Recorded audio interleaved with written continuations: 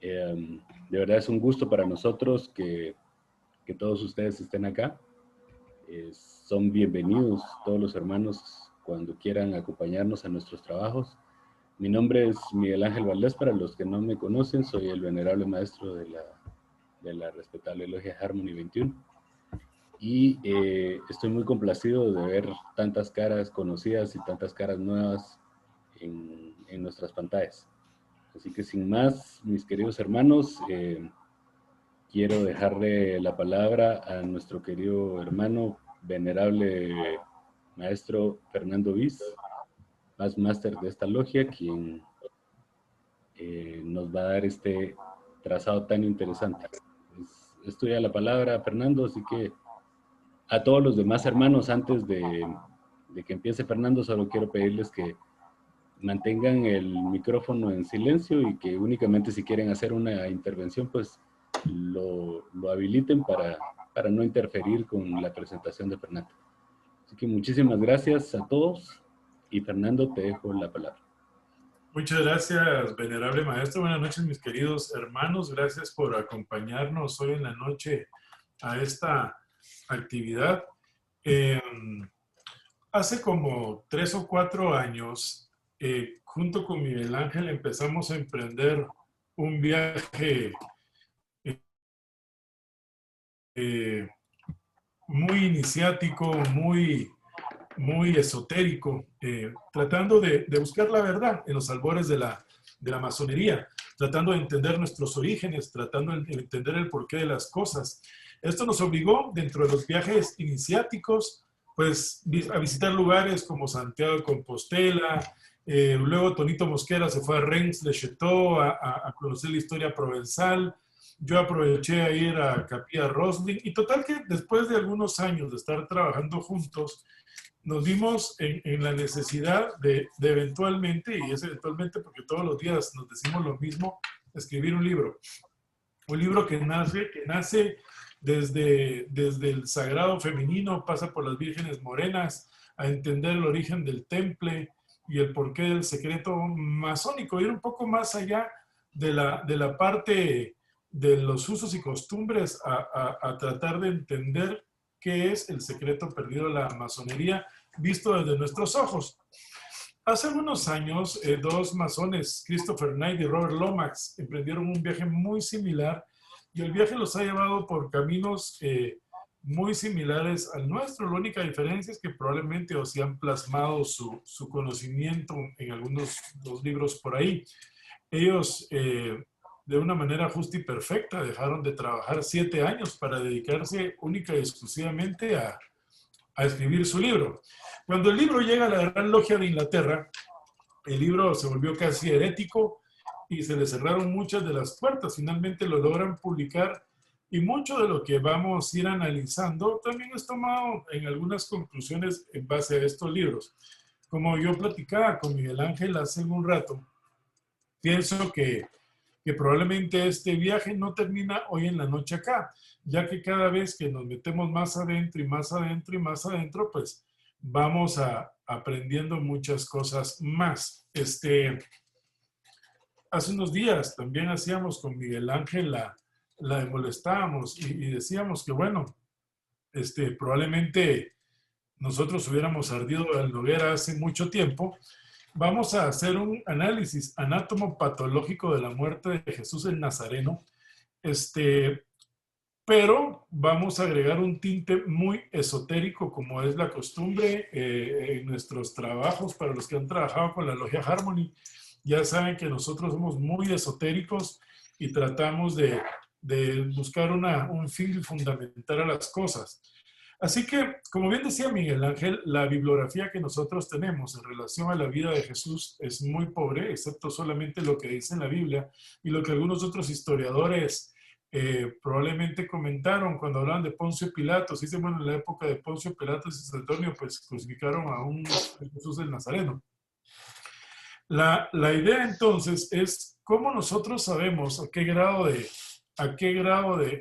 probablemente de tortura pudo haber llegado este hombre, y de dónde sacamos mucha de la información. Así que, por favor, siéntanse en toda la buena voluntad de interrumpirme, o luego, pues, probablemente la discusión irá a ser muy extensa. Tenemos a Wilmo acá, así que probablemente él también va a arrojar mucha luz sobre mis profanas palabras, pues oír las palabras de alguien más docto en religión puede ser mucho mejor. Así que el título podría ser Análisis anátomo-patológico de la sindone. Y porque es probablemente a raíz del manto sagrado de Turín en donde nosotros pudimos obtener alguna de la información acerca de la tortura a la que es llevado un hombre. Pero hoy vamos a ir discutiendo algunas cosas más. Vamos a leer unos capítulos de la Biblia entre líneas. Yo soy un fanático de los apócrifos. Muy poco de los apócrifos habla sobre la crucifixión, pero trataremos de sacar algunas cosas, algo hebreico, de repente algo judío, y de alguna u otra manera, probablemente en algún momento de la charla, yo voy a dar una vuelta de 360 grados, para la cual probablemente no estén el día de hoy preparados, pero es básicamente hacia donde los estudios llegan. Así que, Miguel Ángel, yo te quisiera pedir la primera pregunta. Van a poder votar todos desde su Zoom. Si yo les tuviera que pedir a ustedes cómo conceptualizan la imagen de Cristo, ¿qué número escogerían? ¿El 1 es la línea de arriba, el 2 es la línea de en medio, el 3 es la línea de abajo, o la cuarta es la línea de la derecha? Así que todos pueden votar cuando Miguel Ángel comparta la votación. Necesito desconectarme, Miguel Ángel. Ahí está. No, no, Fernando, ahí va. Vale. Creo que se sientan en la total libertad de votar como ustedes conceptualicen a Cristo, no como quieran sugerir que es, sino como ustedes lo han conceptualizado toda la vida.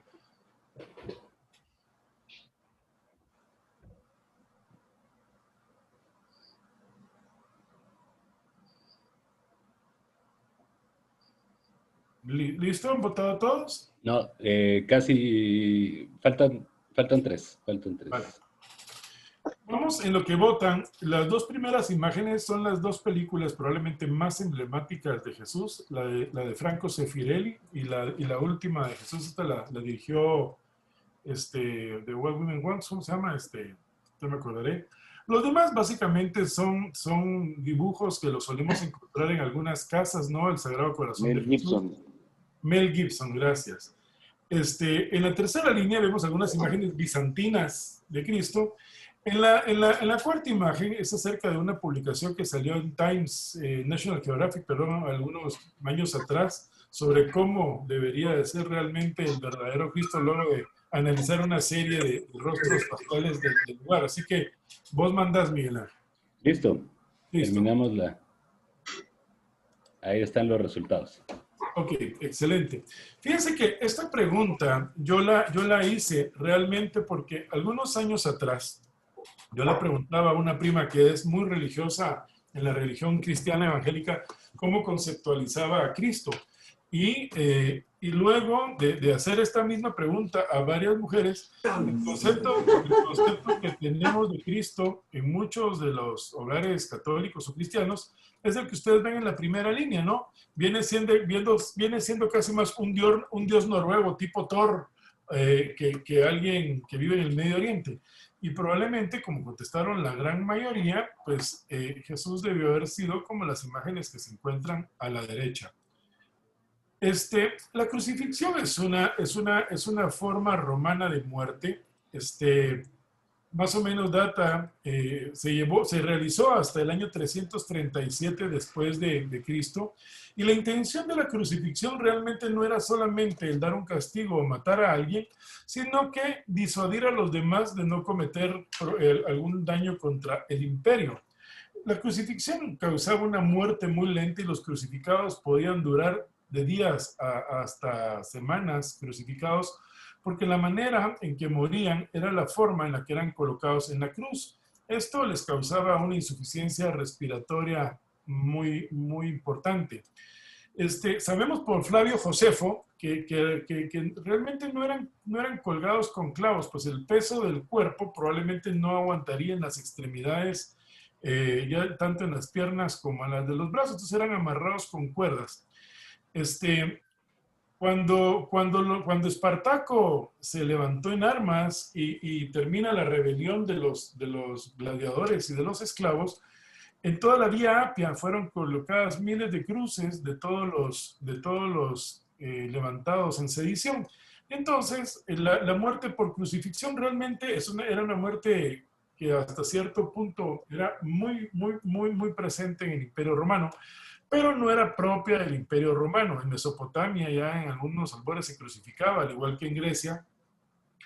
Y dependiendo del tipo de muerte que ustedes querían dar, así era la cruz o la manera en que se colgaban los que iban a ser llevados al castigo.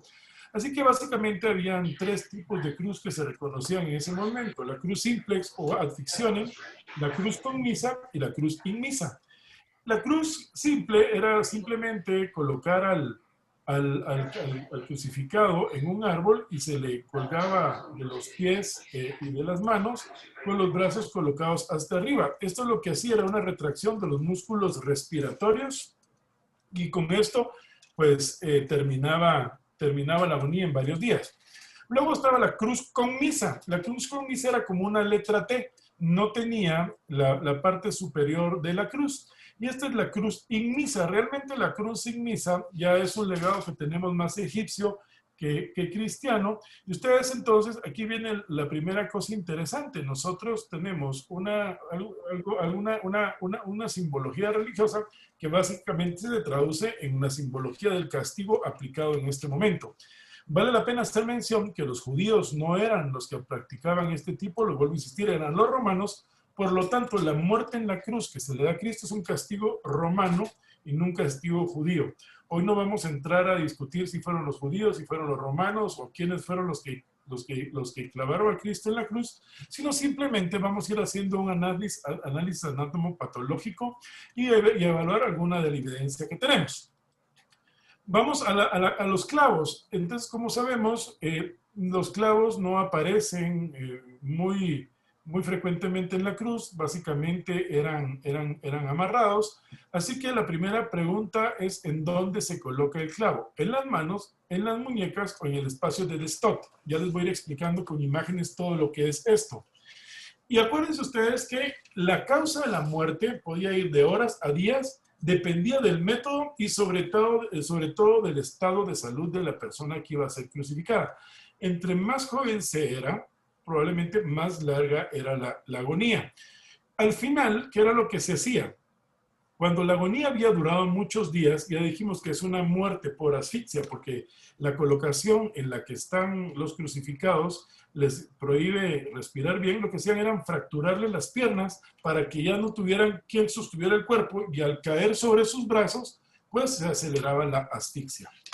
Entonces, cuando uno habla de un análisis anatomopatológico, uno debe considerar varias cosas importantes: el manejo de la evidencia física, que es un examen detallado de las prendas, el examen de las manos, el examen del cuerpo y el examen de las partes corporales expuestas. Es muy importante para un análisis anatomopatológico identificar a la persona, informarse de lo acontecido por familiares y testigos de qué fue lo que sucedió, constar con características físicas básicas y con algunas señas particulares. Cuando uno hace un análisis patológico, uno no debe empezar a hacer la autopsia sin tener en claro que este señor se llamaba Jesús el Nazareno, que la madre y sus hermanos y sus apóstoles llegaron a decir: sí, lo que pasa es que lo acaban de crucificar. El tipo era de estas características físicas y se identifica. Y entre sus señales particulares, pues bueno, tenía un lunar en la cara externa del antebrazo, que parece que lo podemos reconocer. En la actualidad, pues ya el examen odontológico nos ayuda mucho para esto. Entonces, analicemos un poco de lo que dicen los testigos o de los no testigos, pero que escribieron algo en relación a lo que estaba sucediendo en ese momento. Vamos a Mateo. Vamos a analizar 4 evangelios. Y entonces vamos a analizar el proceso de crucifixión expuesto en los evangelios. Vamos a decir que aquí hay 2 evangelistas que vivieron con él y 2 evangelistas que no vivieron con él. Entonces, algunos evangelios se escribieron hasta 70 años después de la muerte de Cristo. Yo dentro de mis viajes tuve la oportunidad de visitar la isla de Patmos, que fue donde vivió Juan, y es donde probablemente arranca uno de los viajes esotéricos más interesantes que yo tuve, porque como ustedes saben, fue el ayudante de Juan el que escribió el Evangelio, y como es 70 años después, es un Evangelio que está muy compuesto, pero quedamos en Mateo, y dice, y pusieron sobre su cabeza una corona tejida de espinas, y una caña en su mano derecha, e hincando la rodilla delante de él, se burlaban de él diciendo, sabe el rey de los judíos, le escupieron, y con la caña le golpeaban la cabeza.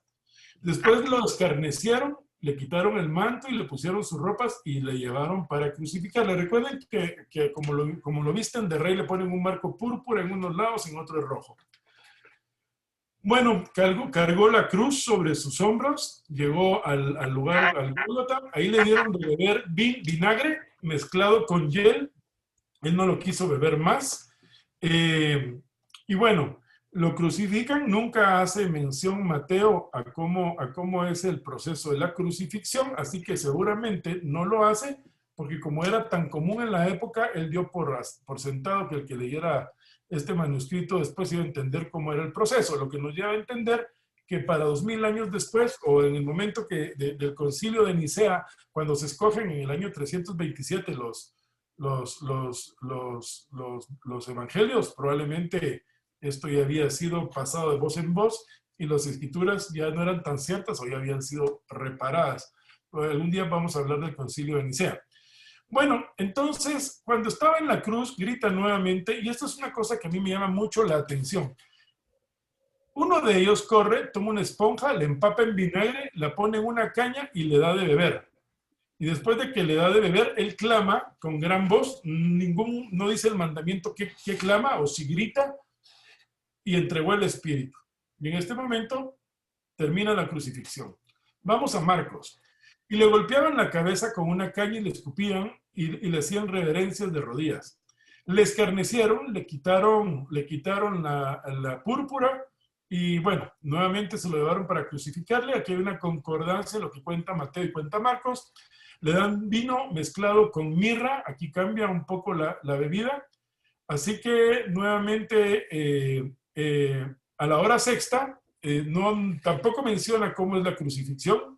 Marcos la da por sentada. Bueno, él grita Eloi, Eloi, lama sabachthani, y bueno, nuevamente le dan el vinagre en una caña y después de eso expira. Vean ustedes cómo algunas de las cosas se van haciendo frecuentes. La otra es que él debía haber sido enterrado, o esta crucifixión debía terminar muy poco tiempo después. A él lo han de haber juzgado muy temprano en la mañana, porque cuando van al Getsemaní y se lo llevan es muy temprano, la madrugada, porque él estaba terminando de rezar y los apóstoles estaban dormidos. Así que muy probablemente a esto de las 9 de la mañana Jesús ya debe haber estado, si no en la cruz, en proceso de ser crucificado. Aparece José de Arimatea y es el que hace posteriormente el entierro en una tumba nueva que ya estaba previamente preparada. Bueno, aquí les incluyo Lucas porque para los que han tenido la oportunidad de leer el libro de Taylor Caldwell, de Médico de Cuerpo y Almas, es bien interesante porque realmente Lucas era un niño cuando Jesús probablemente ya estaba predicando. De hecho, aunque es un libro de historia ficción, el de Taylor Caldwell cuenta mucho de la historia de Lucas, así que habría que adelantarse a esa única referencia que tenemos. Y entonces a él lo llevan con otros 2 malhechores para ser ejecutados. Recuerden ustedes que liberan a Barrabás, y aquí es donde probablemente inicia el segundo viaje de nuestra esotérica misión. Barrabás era probablemente el Bar Abba, y la gente pedía que liberaran al Bar Abba, al hijo del padre. Así que seguramente en el momento de lo que están juzgando a Jesús, si lo vemos como el compañero de Judas, un celota, probablemente pues sí era sedicioso. Y el Barraba, pues en nuestro estudio probablemente se referían a Santiago el Menor. Esa va a ser historia probablemente más adelante, pero solo es para ir abriendo nuestro punto a que vean que leer entre líneas es importante en masonería. Así que se lo llevan con 2 malhechores, lo llevan nuevamente al Gólgota, él los perdona y no menciona para nada cómo es la crucifixión. Le vuelven a ofrecer vinagre y cuando era la hora sexta, de la hora sexta a la hora novena, caen las tinieblas y entonces expira nuevamente. una de las variables nuevamente importantes que le dan de beber algo amargo o vinagre o vino con mirra, pero algo bebe. Juan, en capítulo 19, lo azotan y lo crucifican. Dice, nuevamente le dan la corona de espina, la ponen sobre su cabeza, le ponen el manto púrpura, lo vuelven a golpear, lo crucifican y nuevamente muere. Si se dan cuenta, el momento más importante en la historia de la cristiandad es precisamente la muerte y la resurrección de Cristo. Y para el castigo, que debió haber sido ejemplar, la manera en que los 4 evangelistas lo relatan es como muy light, ¿no? No es, para los que tuvieron la oportunidad de ver la película de Jesús de Nazaret, en la última versión, el castigo es verdaderamente brutal. Algo bien interesante de lo que ocurre posteriormente es que cuando él fallece, le avisan a Poncio Pilatos, y Poncio Pilatos dice, y tan rápido falleció. Vean ustedes que probablemente esta es una de las preguntas más importantes que se hace. Recuerden ustedes, era la Pascua, iban a entrar en fiesta, era un día viernes, y bueno, ese día todo el mundo tenía que estar reposando, era viernes, era la fiesta más importante judía, y estaban crucificando a este hombre ese día. Pilatos, para no verse en problemas, le pide a los centuriones que lo que tienen que hacer para acelerar la muerte es quebrarle las piernas a los crucificados. Entonces vienen, le quiebran las piedras al primero y al segundo, pero se dan cuenta que cuando llega a Jesús, lo vieron ya muerto. Por lo tanto, no le quiebran las piernas, pero, y esta es una parte que se contradice mucho de los evangelios, pero uno de los soldados le traspasó el costado con una lanza donde salió sangre y agua. Y probablemente esto va a dar mucho de las cosas que vamos a ir analizando después. Bueno, analicemos un poco esto. Entonces, vinieron los soldados, quebran las piernas y se las quiebran al segundo. Hasta aquí no hemos dicho, ni en ningún momento han dicho el nombre de los dos, el bueno y el mal ladrón, que de repente no eran ladrones, sino solamente sediciosos. Y entonces en Juan dice que sale sangre y agua. Entonces vamos, el verbo griego niso significa perforar o traspasar. Cuando hablamos de tiempo de vista, esto es un evento que ya ocurrió y no da una idea de cuándo, pero ya está traspasado. Una de las cosas en que se contradice en Mateo y se contradice en Juan es saber en el momento que se llevó la perforación. Para Mateo, él ya está perforado en el momento que lo encuentran muerto y por lo tanto no le quiebran las piernas. Mientras que para Juan es el momento de la perforación del costado la que probablemente le cobre la vida. Lo cual, desde el punto de vista anatomopatológico, tampoco es tan cierto, porque pues, si ustedes se puncionan un pulmón, van a hacer un neumotórax, pero no por eso deben de morir de la perforación del neumotórax. Hay pacientes que por tuberculosis se le extrae un pulmón y pueden vivir sin ese pulmón toda su vida. Entonces vamos a la declaración, pero a diferencia de lo que había sucedido a las otras 2 víctimas cuyas piernas fueron quebradas, esta es ya la declaración, Jesús ya estaba muerto porque uno de los soldados había atravesado su costado y de inmediato salieron sangre y agua. Entonces, esto es un dato muy importante y esta es probablemente una de las cosas que hemos analizado esotéricamente. O sea, ¿será que lo que le dieron a beber a Jesús realmente fue un brebaje que fuera amargo y fuera algo solamente para calmar su sed? ¿O le estaban dando algo que aliviara el dolor y probablemente en algún momento lo pudieran sedar? Está colgado a varios metros, lo ven dormido o no respirando. Y bueno, al final Mateo dice que lo traspasaron alto. O sea que ya tenemos algo que los 2 testigos se contradicen. Como Jesús eran como las 9 de la mañana, como habíamos hablado, cuando estaba ya tendido en el madero, y sabíamos que la crucifixión era una muerte muy larga, ¿qué fue lo que sucede en Jesús para que pueda morir durante las siguientes 6 horas y la crucifixión no sea tan prolongada? Bueno, la cantidad de golpes, la cantidad de lesiones, la pérdida sanguínea, la deshidratación. Entonces vamos a ir analizando qué causó una muerte tan prematura. Y vuelvo a dejar esta diapositiva, ¿verdad? ¿Qué aceleró la muerte? Y entonces, cuando llegaron y vieron que había muerto, y Pilatos recibe la noticia, dice Marcos 15, 42, 45. ¿Cómo fue que Jesús murió tan pronto? O sea, para Poncio Pilato, que debe haber estado acostumbrado a crucificar a cualquier cantidad de gente, esta muerte fue muy acelerada. En el Talmud En el folio 43, una veredita dice que afirma que Jesús fue llevado a muerte por una corte judía por los crímenes de hechicería y sedición. Acuérdense ustedes que tendremos que ir creyendo mucho en lo que ya estaba traducido de arameo a latín, de latín a todos los demás idiomas, y en ese proceso de traducción probablemente se pintaron y se arreglaron muchas de las cosas. Pero bueno, esto es lo que decía el Talmud por hechicería y sedición. Yo he sido siempre un fanático de los evangelios apócrifos, y los he leído algún par de veces. Y entonces dice el evangelio de Nicodemo: Poncio Pilato, tras oír que los judíos desean la muerte de Jesús, decreta su muerte y le dice: tu raza te ha rechazado como rey. Por eso he decidido que en primer lugar seas azotado según la costumbre de los reyes piadosos y luego seas colgado en la cruz en el jardín donde fuiste apresado, y que los dos malhechores, Dimas y Gestas, sean crucificados justamente contigo. Fíjense ustedes que cuando yo le hacía la pregunta el otro día, a ver, ¿cómo se llaman los papás de la Virgen María? Y alguien me decía, es que se llaman Santa Ana y San Joaquín. Y le digo, a ver, ¿en qué parte de la Biblia lo dice? A ver, si alguno de ustedes me puede decir, excepto Nirmo Candaneo, porque él sí lo va a saber. En ninguna. Entonces es apócrifo. En ninguna parte.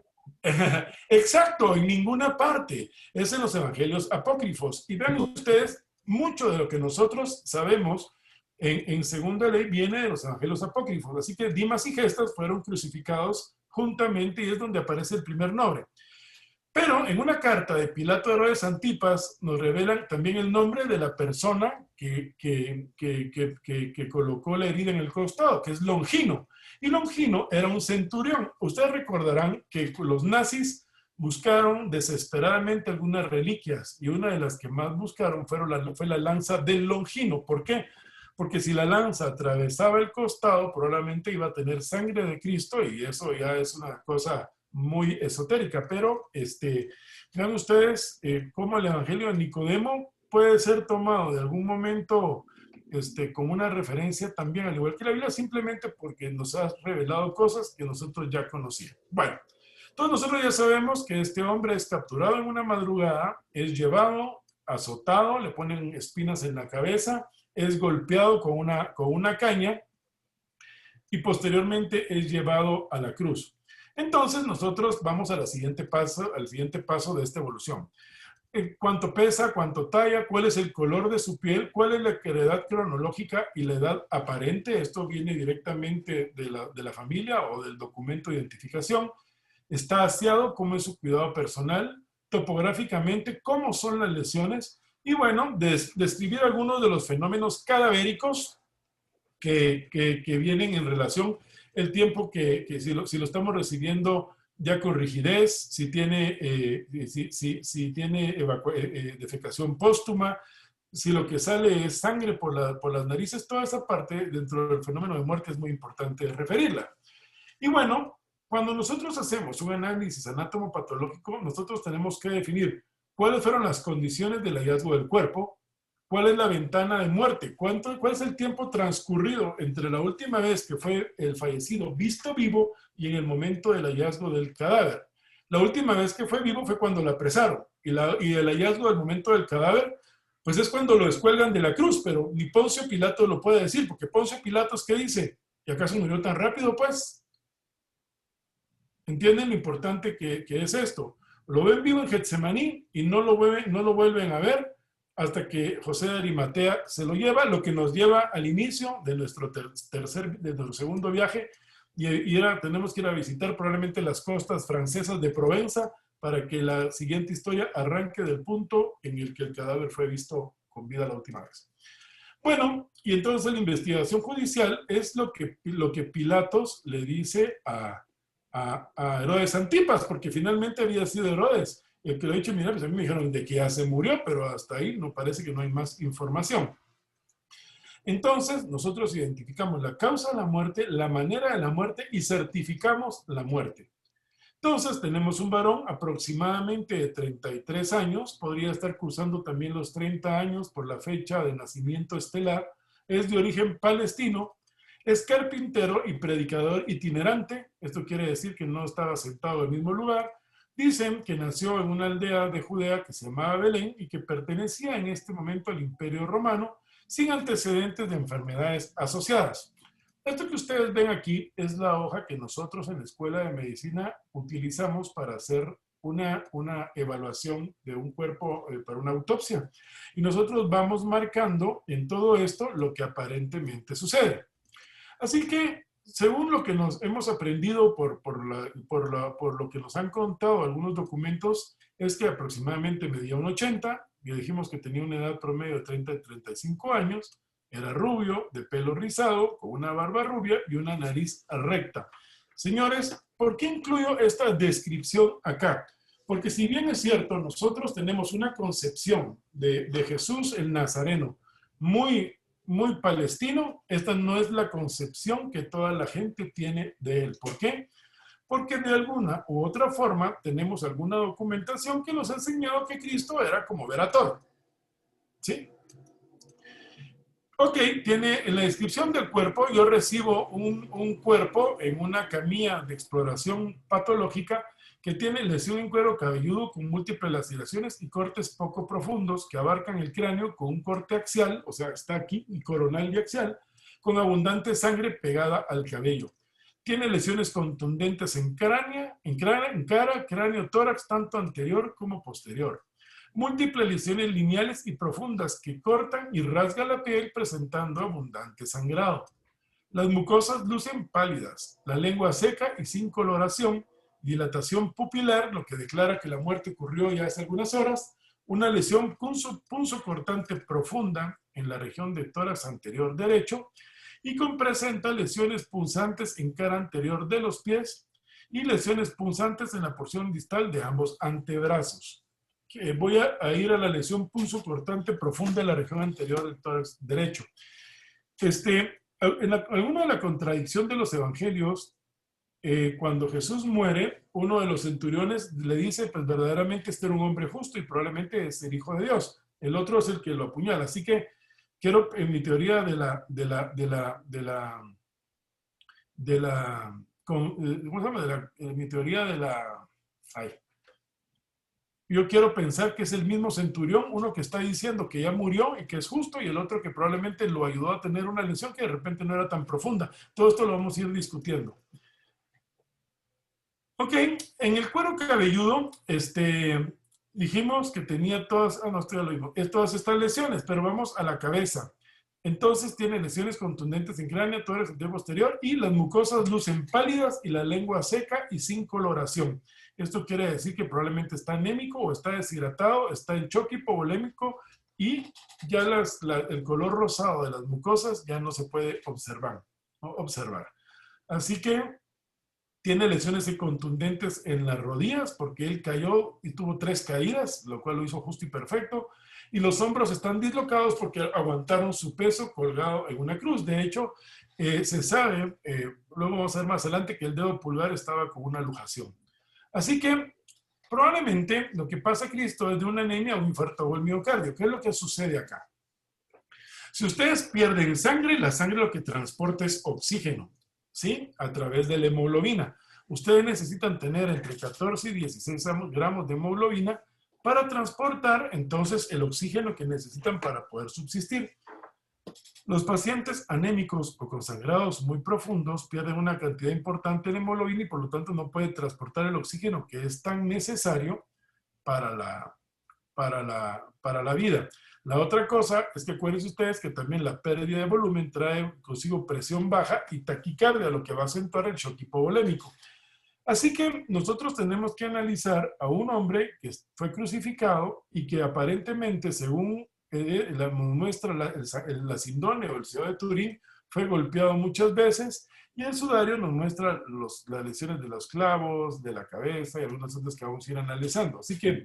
Fernando, perdón. Solo quería hacer como una observación. Sí. Según nos cuenta el Evangelio de Lucas, la pérdida de sangre empezó una noche antes, porque sudó sangre. Exacto, relata un evento que se ha identificado como hematohidrosis, donde, que si no estoy mal es un evento asociado a condiciones de estrés muy, muy graves, Cuando el estrés es demasiado intenso, se pueden romper capilares y teñir de rojo la sudoración. Entonces, no sé qué tan importante pudiera ser la pérdida de sangre en el evento en que realmente se hubiera sucedido una hematidrosis. No, no es muy importante. Yo tuve la oportunidad de ver a una señora cuando era residente de medicina interna con hematidrosis. Llegó a la consulta externa de hematología y le decimos, señora, ¿y usted por qué viene? Y entonces dice, lo que pasa es que sudo sangre. Le digo, pero ¿cómo así que suda sangre? Bueno, mire, si me siento un ratito ya va a ver. Y al rato efectivamente estaba empapada, la ingresamos. Tomamos improntas con cristales para ver el microscopio, frotes periféricos y era efectivamente sangre. No parecía mucho estrés, aunque era profusa la sudoración, no para botarte la cantidad de hemoglobina, probablemente a menos de que estuviera sangrando por semanas o por meses, digamos. Pero sí, es una condición asociada específicamente al estrés. ¿Verdad? Gracias. Entonces, gracias a vos. Aquí, pues lo que usaron fue un flagellum taxilatum, ¿no? Que eran varias cuerdas de piel en las que estaban piedrecitas o bolitas de metal. Y con esto era con lo que en teoría latigaban y flagelaban a los convictos. Dice que la ley hebrea eran latigazos hasta un número de 40 latigazos, ¿verdad? En la evaluación de la Sindone dice que él recibió más de 120 golpes de flagelo, aparte de los que recibió con la caña y probablemente los contusos que recibió probablemente con la espada o con varas, porque tenía golpes contusos en la piel. ¿Verdad? La otra cosa muy importante, la gran liberación de adrenalina y otras sustancias del estrés como la adrenalina o el cortisol, ¿verdad? Tenía sitios de sangrado tan profusos como las lesiones profundas de piel, como probablemente que no debe haber sangrado tanto de la cubital, porque esa hizo tapón en cuanto se hizo el hematoma del clavo. Cuando la lanza atraviesa esto y sale agua y sangre, probablemente lo que estamos viendo realmente es un trasudado. Si ha perdido tanta sangre, lo que está robando es el plasma o el sodio de las células también para poder estar hidratado, robando agua de otras partes del cuerpo. Y lo que estamos viendo es una combinación de agua con sangre. Que la lanza haya llegado al pulmón, al corazón, es muy poco probable. Es muy poco probable porque el golpe tuvo que haber sido muy rápidamente. Y lo que sí le pudo haber ocasionado es un neumotórax y hacer que este pulmón se colapsara por el ingreso y la pérdida de la presión negativa. Cuando uno se ha deshidratado, ha perdido mucha sangre, también pierde proteínas. Las proteínas son las encargadas de que exista una permeabilidad que muy disminuida de los vasos sanguíneos, porque hacen una presión oncótica que mantiene la sangre dentro de los vasos. Y probablemente haya una pérdida de proteínas importante, acidosis láctica por la deshidratación, ha perdido electrolitos. Esto es del libro de Christopher Knight y Robert Lomax. Esto es la manera en que los latigazos son colocados. Estos flagellum, se abren las hojas del flagellum y lo que hacen es arrastrar la piel y dejar como un tenedor en donde lo van colocando, ¿verdad? Dice 40 latigazos. Ustedes imagínense 40 latigazos en una espalda o un tórax anterior y a eso sumen ustedes 120 latigazos. Entonces, dijimos, esta es nuestra hoja de la anatomopatológica, heridas en la cabeza, punzantes, inciso contusas y afectación de la galia calpi. Seguramente ya se le ve el cráneo, ahora como con los golpes de las motos o de los golpes con un mazo. La sangre está húmeda. Acuérdense que estos son análisis que nos llevaron de la cruz, no a la tumba, nos llevaron de la cruz para que ahorita son análisis médico-legal. En el tórax anterior tiene equimosis, hematomas, pérdidas de soluciones de continuidad, erosiones y escorazones y obviamente la lesión por uso cortante en el costado. Hay desgarramiento muscular, hemorragias profusas, hay una zona costal derecha con la herida que decíamos y bueno, y además se le encontraron 4 heridas punzocortantes en las extremidades, porque acuérdense que a Jesús lo clavaron en la cruz, que ya dijimos que no era una manera normal de hacer la crucifixión. Así que en el examen interno, cuando abrimos las vísceras y las exponemos, tiene signos propios de hipoxia anoxia, están sin color o ya moradas las vísceras, hay hemorragia masiva. datos de shock hipovolémico con palidez de las mucosas y de los órganos internos como los pulmones y de los riñones, y una cantidad muy limitada de sangre en las cavidades cardíacas, pues ya se había desangrado con la presencia de un neumotórax derecho. ¿Qué fue lo que mató a Cristo? El politraumatismo con un síndrome de aplastamiento y rhabdomiólisis. Acuérdense que ha recibido muchos golpes, se ha caído varias veces y el músculo ya se está destruyendo. Hay una pérdida sanguínea que lo llevó a tener un shock hipovolémico. Hay un neumotórax derecho que lo llevó a disnea, dificultad respiratoria y a retener más CO2 que oxígeno porque ya no había intercambio. Y por supuesto la asfixia por colocación del cuerpo en la cruz. Ahora, recuerden ustedes que estamos celebrando la fiesta judía. Cada año ellos celebraban la salida de Egipto y durante ese fin de semana es un fin de semana sagrado. Así que todos tenían que estar descansando a la hora nona y los cuerpos no se podían quedar ahí. Reims-le-Château. Esta es la estación 14 de la iglesia de Reims-le-Château. Este cuerpo, aquí está la tumba, el cuerpo de Cristo es cargado probablemente por José de Arimatea. Aquí vemos a dos personajes, uno es mujer, la otra es también mujer, se nota por la manera en que tiene descubierto el hombro y cómo besa el pie del hombre que va llevado acá. Interesantemente, esto debió de ocurrir a las 3 de la tarde, pero si ustedes pueden darse cuenta, es de noche y aquí está la luna. La iglesia de Reims-le-Château probablemente nos lleve al tercer viaje y a ir a entender qué pasó después y cuál es alguno de los misterios que hoy no se han revelado de esta iglesia y que algún día podremos platicarlo también. Muy bien, esto va a ser de mucha discusión. Esto es la Sindone, la sábana santa, el manto sagrado de Turín. En relación a su datación, para los creyentes en la sábana santa debe tener 2000 años.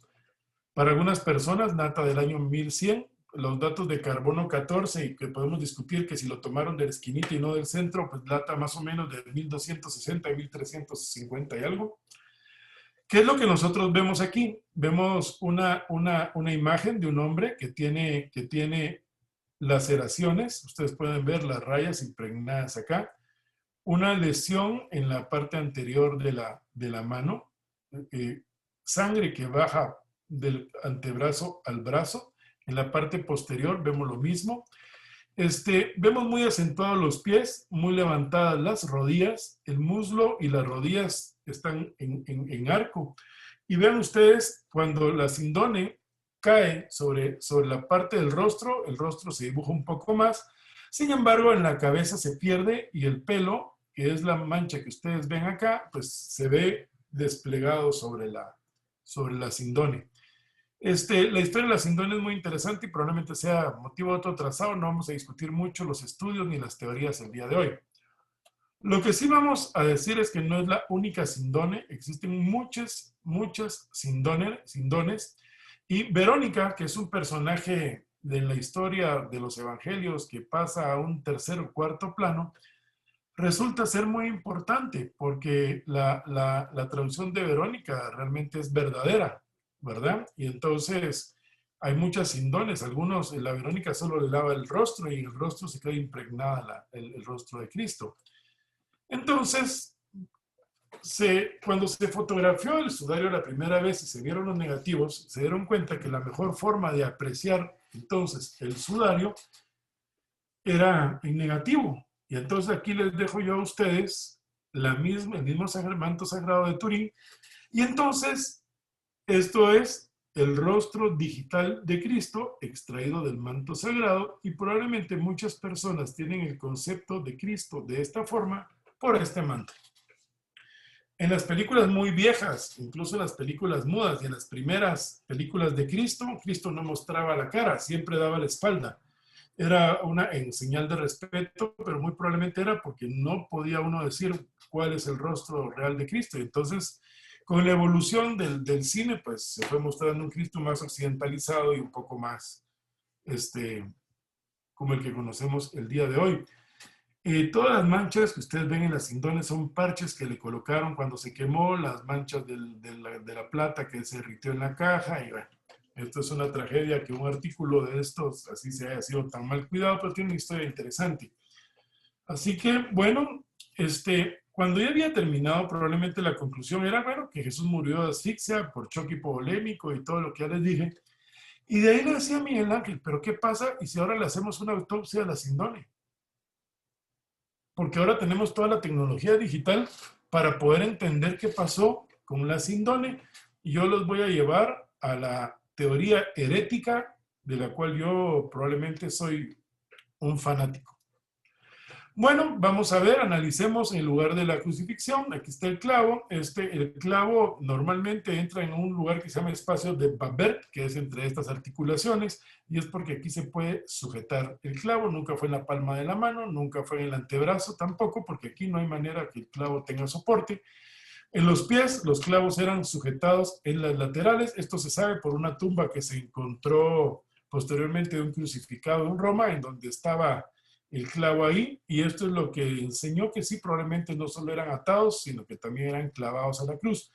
¿Por qué razón eran clavados a la cruz? Porque era la manera de soportar el cuerpo. No era que le pusieran una platilla y ahí, porque entonces eso le permitía a él levantarse sobre su peso y mantener los brazos erguidos. Entonces tenía que ser crucificado de alguna manera en el que las piernas no le sirvieran de soporte y el peso venciera las rodillas.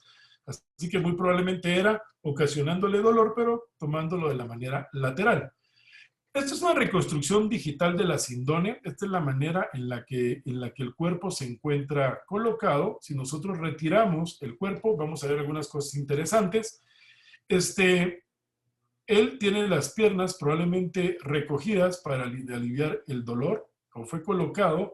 Si hubiera sido en un sepulcro, que hubiera sido una cama de piedra como este, el cuerpo hubiera estado completamente tendido, ¿no? Aquí le colocaron algo debajo de las piernas y algo por encima de la cabeza. Miren ustedes cómo levanta el tobillo y las plantas de los pies, cómo arquea la espalda, porque probablemente tiene mucho dolor. Y aquí hay algo que le sostiene la cabeza. Esta es una reconstrucción digital, entonces, del cuerpo de Cristo o del cuerpo de la persona que está ahí y que es lo que hemos aprendido el día de hoy. Nuevamente el libro de Robert Lomax, nuevamente la autopsia de ellos. Vean ustedes, esto es lo que hubiera ocurrido si es colocado en un sepulcro normalmente. Hubiéramos visto una impresión muy buena. Si lo colocan sobre una superficie blanda como un colchón, entonces lo que hubiéramos visto es precisamente la postura que adopta el cuerpo de la Sindone en el sudario. Así que la primera conclusión es que este cuerpo tiene una rigidez cadavérica muy extraña o realmente no está muerto. Así que, Miguel Ángel, vamos a hacer la siguiente pregunta. ¿Sí o no? ¿Es el cuerpo de Cristo el de la Sindone? Sí. ¿Es el cuerpo de Cristo el de la Sindone? No.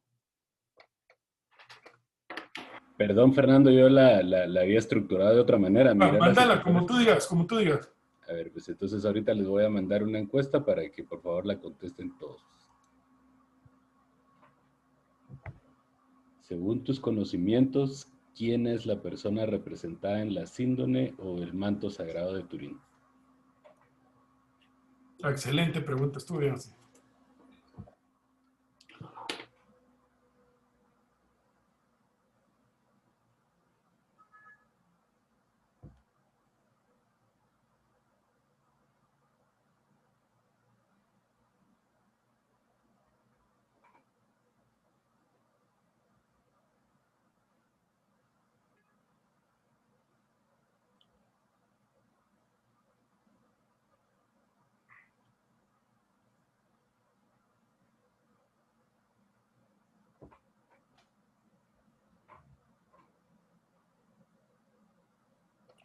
¿Cómo vamos? El 72% de los asistentes ya votó, 75%. Muy bien. A ver, traten de contestar lo que su corazón realmente les diga. O sea, no, si piensan que es alguien, si no saben, déjenlo en blanco. Recuérdense que como esto en masonería, estamos tratando de sujetarnos a un sistema de pensamiento en el cual solamente queremos estudiar y confirmar algo. Bueno, lo vamos a dejar en 78%, ya no entraron más votos, así que voy a terminar la votación. ¿Vale? Y estos son los resultados. Excelente, muy bien.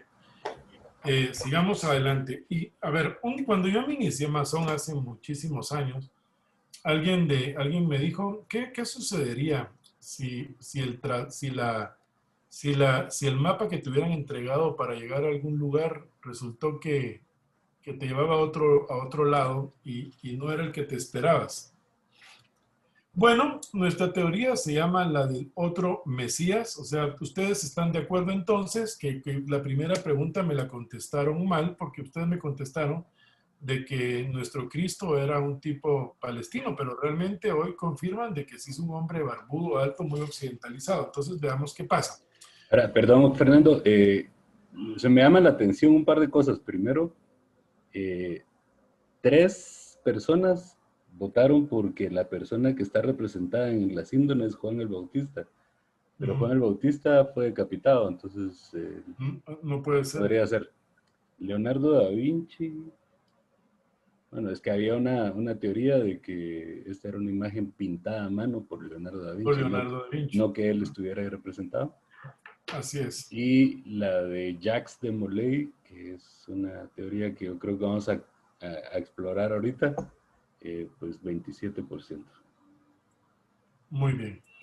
No sé si alguien en este momento quiere hacer algún comentario antes de que pasemos a la segunda parte. ¿Se puede hablar? Claro, Sí, claro, sí. adelante, adelante.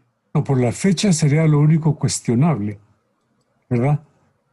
La fecha de la prueba del carbono 14 se aleja un poco o bastante de la supuestamente registrada como la fecha Pues, en que sufrieron los acontecimientos de Jesús. pues solo Son muy, 1300 muy años, pero distantes. Se alejan 1300 años, efectivamente. Correcto. Entonces estamos muy Wilmo, lejos. ahorita te doy la palabra, Wilmo, perdón. No, ya, Wilmo, tienes la palabra. Sí, algo que se nos recuerda a nosotros ya en lo que es ontología y cristología, es que cuando Jesús resucitó, ese es el mismo manto del que estábamos hablando, entró en un tiempo que es difícil de medir. Lo del carbono 14 tal vez calcula un tiempo humano, pero que quizás no puede calcular con exactitud el tiempo eterno. Es una dimensión de tiempo totalmente distinta. Quizás el carbono 14 llega hasta esa limitación humana de medirlo, hasta ese momento. Pero en lo que es la ontología de la resurrección y pues, por ende la muerte, es bien difícil medir el tiempo que ese manto tomó del tiempo de Dios, si me doy a explicar un poco. Es bien difícil medir ese tiempo eterno que tocó ese manto, porque también lo tocó Jesús resucitado, sería meternos ya a comprender algo que Dios no tiene y la eternidad no tiene, que es tiempo. Una pregunta, Wilmo, te hago una pregunta para entrar un poquito en la discusión. Estaba revisando la postura de la iglesia en realidad en relación al manto y me quedó mucho la duda porque me dio la impresión de que en realidad no hay una manifestación de la iglesia totalmente hacia el manto. Digamos tú que eres parte de la iglesia, ¿qué piensa la iglesia sobre el manto? Sí, nos encontramos con el manto, podemos referirnos a las apariciones de la Virgen, a Lourdes, a Fátima, a Guadalupe, y toda manifestación, que podemos decir histórica, de algo divino, la iglesia, entre paréntesis, juega, va por la prudencia. Yo creo que dentro de las discusiones internas de la teología, lo que me he referido antes existe, pero la iglesia aquí, como un ente político también, se limita mucho a opinar sobre esto y se reserva muchas discusiones que ocurren dentro del mismo grupo eclesial, o sea, dentro de la élite o la jerarquía de la iglesia. y quizás mucha discusión que no se hace accesible a los demás. Y esto es parte del claustro del mundo interno de la iglesia. Y creo que una de las cosas fascinantes que uno puede descubrir cuando uno ya está en el mundo eclesiástico como yo, es descubrir que hay muchas cosas que se reservan para evitar confusión, para evitar puntos de vista, para evitar cosas que luego no se pueden probar de una manera, especialmente ahora en este mundo en que vivimos tan científico, que no se pueden probar. Pero yo creo que sí hay mucho más conocimiento, mucho más pruebas sobre el manto de Turín que la iglesia mantiene, que no se ha dado a conocer de una manera pública. Ya. Y estos documentos, estas discusiones a lo largo de mucho tiempo se mantienen dentro de la Biblioteca del Vaticano. Y por allí me voy acercando yo un poco más. Sí.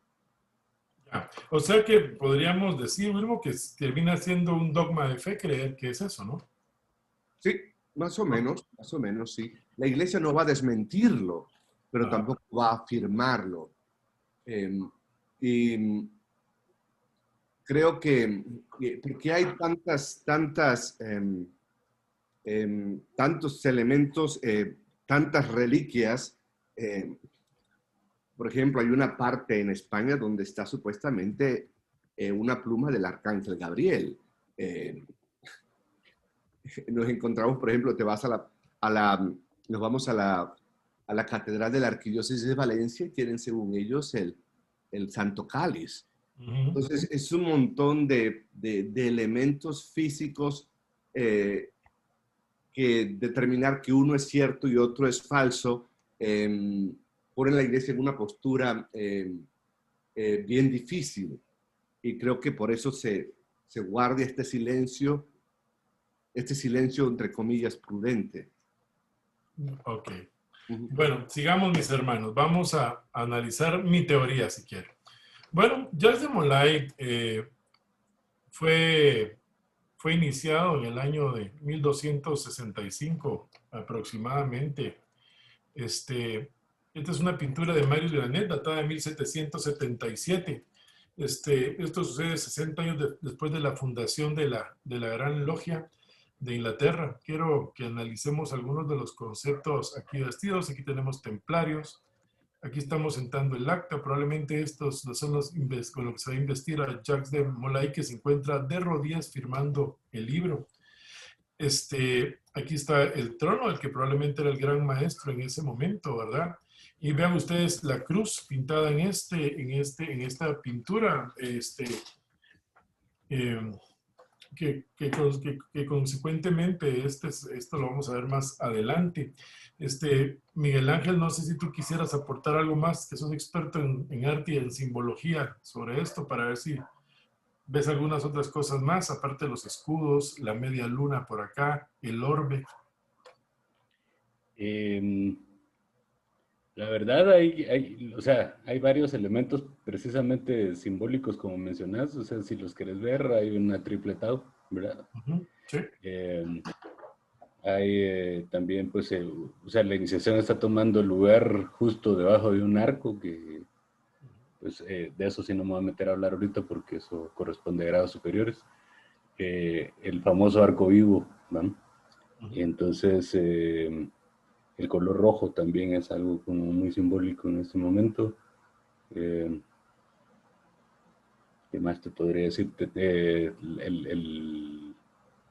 El gran maestro, me imagino que lo está iniciando, está subido sobre unas 3 gradas. ¿verdad? 3 gradas, así es. Sí. Y eventualmente veríamos ahí como algunas otras cosas. Sí. Ok, bueno, ¿por qué decidí hacer este brinco histórico de 1300 años? Bueno, básicamente los templarios juraban nunca dejar la orden, apego estricto a los reglamentos, mantenimiento de la disciplina, respeto y ortodoxia del manejo de las prácticas rituales, mantenimiento de la independencia, mantenimiento de los secretos confiados en los trabajos de la orden, de los rituales de iniciación y sobre todo su hermetismo, Y bueno, se consideró en ese momento que era un complemento importante para mantener la fe en un ser superior. Si ustedes analizan estos 8 puntos muy importantes de la orden del temple, pues bueno, es algo de lo que nosotros realmente todavía hoy juramos en nuestra iniciación. Así que este es Jacques de Molay, ya en su época de gran maestro de la orden, y aquí les pido error por la fecha, él fallece el 18 de marzo del año de 1314. Así que estos son grabados de la época. Vean ustedes a Jacques de Molay, muy similar, un diferente grabado acá. Y bueno, avancemos un poco en nuestra historia. Nace en Borgoña entre 1245 y 1250. Algunos dicen que fue el año 1243 y otros en el año 1244. Históricamente nosotros sabemos que Jacques de Molay existió porque hay documentos en el juicio de los templarios que así lo dicen. Acuérdense que él en ese momento es como el respetable gran maestro, ¿verdad? Él es la máxima autoridad. Se une a la orden de los pobres caballeros de Cristo. El fraile Humbert de Pejant es en ese momento el que lo inicia, ¿verdad? Obtiene el título de gran maestro en el año de 1293 tras la muerte de Thibaut de Gautain, y que ese acontece el 16 de abril de 1992. Y él es el 23º y último gran maestro de la orden. Ustedes recordarán que la orden del Temple duró muy pocos años, ¿verdad? Él pues organiza expediciones contra musulmanes, entra en Jerusalén en el año 1298, derrota a Malek Nasser, que era el sultán en ese momento, y va hacia Alejandría a tratar de recuperar de Tartus. Realmente Jacques de Molay es por mucho uno de los más brillantes caballeros del templo. En el año de 1307, el Papa Clemente V, Bertrand de God y el rey de Francia, Felipe VI, ordenan su detención y la de todos los demás caballeros templarios por sodomía, sinomia, herejía, adulteración, adoración a Baphomet y Lucifer, y bueno, bajo tortura todos hablaron y fueron quemados una gran cantidad de templarios este día, y aquí iniciaría nuestro cuarto viaje hacia Inglaterra, el cual probablemente sea otro día. Vean ustedes cómo de cada parte de la historia hemos ido sacando viajes. Bueno, fue quemado 7 años después en frente a la iglesia de Notre Dame, en lo que se conoce como la Isla del Judío, y ahorita les voy a enseñar una foto de mis viajes para que ustedes vean dónde fue quemado Jacques de Molay. Así que nosotros tenemos a Clemente, tenemos a Felipe. Está debiéndole mucha plata, tiene muchos acreedores, los templarios han apelmazado mucho dinero, es una banca impresionante, y deciden que lo que quieren es el tesoro de los templarios, quieren toda esa plata. Por eso es que tienen que decretar la aprehensión. Para esto agarran el inquisidor William de Humbert, o Guillermo de Noreal, como ustedes le quieran llamar, que es el que va a dirigir todo el proceso templario. Este es un viaje a la capilla Roslin. La capilla Roslin es algo que discutimos las semanas anteriores. Bueno, aquí está el sol, la luna, el techo de la capilla Roslin, el ángel de la paz. Aquí aparece en este recuadro esta imagen dentro de la capilla, nuevamente lo que pareciera ser una imagen de Cristo. Aquí tienen la barba, y esto es algo que se repite mucho dentro de la capilla de Roslin. Nos cuenta la historia de la coronación de espinas, la crucifixión. Aquí pueden ver ustedes al crucificado. Simplemente aquí no tiene 12 apóstoles, no tiene solo a 2 mujeres, y aquí tiene 9 personas que lo están ayudando. Recuerden ustedes que son 9 los primeros caballeros templarios dirigidos por Hugh de Bouillon. Aquí hay una escalera. La escalera hace referencia a que este cuerpo está siendo bajado de la cruz, ¿verdad? Nos enseña la tumba de Cristo y cómo es removida la piedra de la tumba. Aquí están ustedes viendo cómo es la mano, la pierna, y cómo se apoya con la cabeza para poder mover la piedra de la tumba, la cual ya se encuentra rota y parcialmente abierta. Aquí hay una historia que habla del Señor y los 7 obispos. Aquí está el Señor. Aquí pueden ver ustedes cada uno de los obispos, que son 7, nuevamente un número justo y perfecto dentro de la masonería. Nuevamente ven el halo, el pelo, la nariz y la barba. Esto les recuerda la posición de la Sindone. Y en alguno de los techos vemos el manto de la Verónica. Ya dijimos de que esto es una alocución muy frecuente en nuestra historia.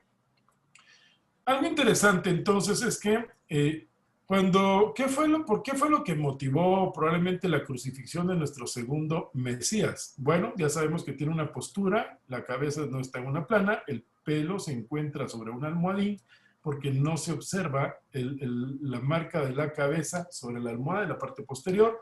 Esta sería la crucifixión de Cristo, ¿no? Con los brazos tendidos. Y vamos a analizar, por ejemplo, esta mancha de sangre que ustedes ven aquí en el antebrazo y esta otra que ustedes ven acá. Jacques de Molay fue llevado a la guerra el 18 de marzo de 1314 a la unión del segundo a bordo, que era Godofredo de Charnay. La familia de Godofredo de Charnay probablemente cuenta la siguiente parte de la historia. Jacques de Molay es quemado y el día que es quemado se le construye un medallón. Ya les voy a contar la historia de este medallón. Vean ustedes el escudo de Jacques de Molay. Aquí pueden ustedes ver un pentagrama. Aquí ven ustedes la parte delantera y la parte trasera del cuerpo. Esto perteneció a la familia de Geoffrey de Charnay, posteriormente fue dado a la familia Saboya y en el año 88 pasa al Vaticano. Esto está en un museo, pero la Sindone pasa al Vaticano y probablemente esta medalla cuente unas cositas más por ahí. Nuevamente evolucionemos entonces a cómo la reconstrucción digital de Cristo nos muestra al Cristo que todos conocemos, o en mi teoría probablemente a Jacques de Molay. Nuevamente pasemos a la reconstrucción digital en 3D, nuevamente la Sindone, hagamos una mezcla, esto sería el rostro de Cristo, el palestino crucificado en el año 30 y pico después del año 0. El castillo del Temple fue construido en el año de 1946, era una fortificación cuadrilonga. 1146, perdón. Era una edificación cuadrilonga en París, probablemente uno de los edificios más importantes que había en ese momento. Esta sería la configuración del templo, ahí está ahí la consellería, si no estoy mal, es esta, ¿verdad? Y bueno, imagínense ustedes la fortaleza para poder accesar acá.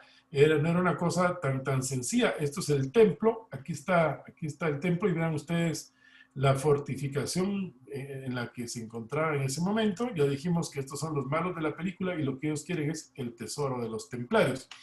Así que bueno, se tienen que poner de acuerdo. ¿De qué manera nosotros les vamos a quitar el templario? Los templarios lo tenían de rodillas, les debía toda la plata del mundo. El tipo se había endeudado miles y el Papa, pues que no tenía mucho poder de decisión en ese momento, sí es convencido por Felipe. Así que la bula Vox in Excelso dice que pues esta es alguien, la caballería templaria ya no debe de existir, ya que han puesto en peligro de fe y las almas por todas las cosas horribles que han hecho, ya que, bueno, han cometido sodomía, han escupido la cruz, y esto es parte de la bula Vox in Excelso, con la cual los templarios, el viernes 13 de octubre de 1307, van a ser procesados. Así que aquí están algunos de los ejemplos: la sodomía, el sacrilegio, la herejía, la sodomía, la adoración de ídolos paganos por escupir en la cruz, reniegan a Cristo a través de la práctica de ritos heréticos, adoran a Baphomet, y bueno, y por supuesto tienen que ser homosexuales, porque si no, no hubiera cunilingus. ¿Cómo se llama cunilingus? El verso el de la serpiente, me acordaré.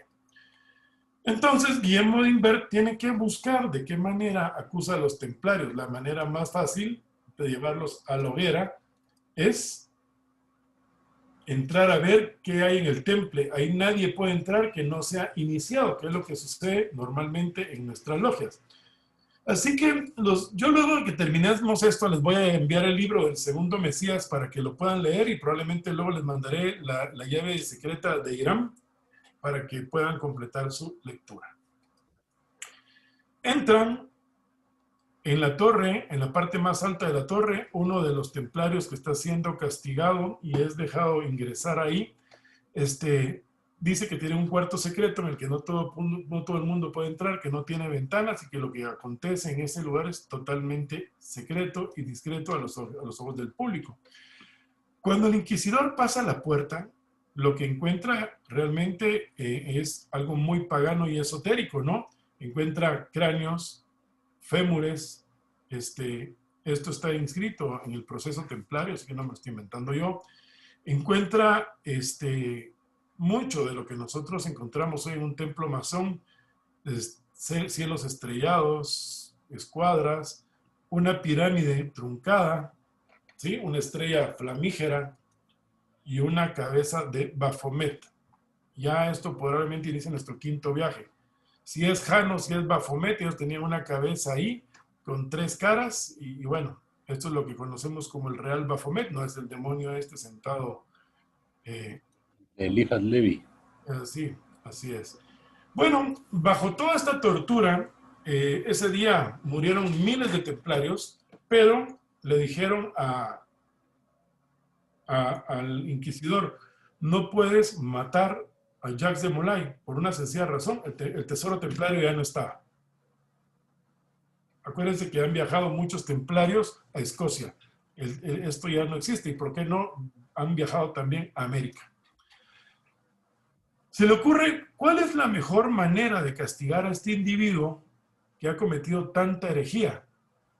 Y entonces, ¿qué más herejía que negar el nombre de Cristo? ¿Y qué mejor castigo que tener el mismo castigo al que Cristo fue llevado? Lo vamos a crucificar y vamos a repetir en Jacques de Molay todo el proceso de la crucifixión. Pero solo estaba la puerta. Entonces lo cuelgan en la puerta de la manera mejor posible, con un brazo extendido y el brazo derecho colgado de esta forma. Por eso la sangre, señores, no corrió hacia el suelo desde el transverso de la cruz, sino se riega a través de los antebrazos. Y esto es una de las cosas que no concuerdan con la crucifixión, al menos no la que conocemos como tal. Bueno, Jacques de Molay nuevamente es castigado, azotado, le ponen la corona de espinas, lo golpean. Dentro de algunas cosas que es encontrado en el castillo del Temple se encuentra una sábana blanca. Aquí va a llover, pero para los maestros masones, ustedes ya saben que nosotros probablámente tengamos algunas sabanitas por ahí en algunos lados. Entonces encuentran la sábana blanca. Bueno, y Jacques de Molay, después de todo lo que ha pasado, tiene aumento del ácido láctico, acidosis metabólica, está acalambrado, ha perdido electrolitos, ha retenido CO2 porque tiene la hipercapnia que nosotros explicamos hace un rato. Está con fiebre porque tiene una reacción inflamatoria por los golpes muy severa, está con la presión muy baja, se está desangrando, pero como no se podía morir, cuando ya estaba en la peor etapa, Imbert lo descuelga de la puerta, encuentra la Sindone, lo tapa con la Sindone y ordena que lo suelten. Se va a la cárcel y durante 7 años recibe 7 veces el mismo castigo. O sea, que el pobre Jacques de Molay nunca puede recuperarse, porque cuando ya estaba más o menos recuperado, lo volvían a colgar de la cruz y lo volvían a colocar en el lugar. Vamos a hablar de los cambios que produce la sangre, la acidosis láctica, la combinación de oxígeno, la oxidación de la sangre. Probablemente nos llevaría otro montón de tiempo, yo sé que ya están cansados, y es esta sangre la que ha pasado por un proceso la que se adhiere a la tela. Recuérdense que él pasa cubierto con la tela probablemente muchas horas. Además, Jacques de Molay no tenía familia en este momento, y probablemente le dan a cuidarlo a la familia de Charney. La familia Charney también estaba siendo, por otro lado, o sea, el segundo al mando, estaba también siendo golpeado, ¿verdad? Y entonces lo colocan en el sudario de esa manera, y 7 años después, cuando tiene un momento de lucidez y ya no quiere seguir siendo torturado, dice: y este ha sido el reconocimiento de los delitos tan injustamente atribuidos a la orden. Doy fe, y la verdad me obliga a dar fe, que esta es inocente. Hice una declaración diferente solo para interrumpir el dolor causado por el abuso de la tortura y para calmar a los que me hacían sufrirla. Conozco los daños que han infligido a todos los caballeros que han tenido la valentía de retractarse de su confesión, pero el horrible espectáculo que se presenta ante mí no puede hacerme confirmar una mentira por otra. La vida me ofreció unas condiciones tan infames que la abandono sin ningún remordimiento. Jacques de Molay se retrata de su confesión y se va a la hoguera el 18 de marzo del año de 1314, sin antes morir, echar la última maldición. Dios sabe quién se equivoca y ha pecado, y la desgracia se abatirá pronto sobre aquellos que nos han condenado sin razón. Dios vengará nuestra muerte. Señor, sabed que en verdad todos aquellos que no son contrarios por nosotros van a sufrir. Clemente, y tú también, Felipe, traidores a la palabra dada, y os emplazo a los dos ante el tribunal de Dios, a ti, Clemente, antes de 40 días, y a ti, Felipe, dentro de este año. Y efectivamente, cumplidas las fechas, ambos mueren, y esto es más que una maldición, una orden que Jacques de Molay le está dando probablemente a los templarios infiltrados en ese momento ahí. Así que si ustedes visitan la isla del Judío, Notre Dame está enfrente, van a encontrar en donde fue quemado el gran maestro el 18 de marzo de 1314 en la ciudad de París. Por lo tanto, es un personaje que históricamente es reproducible.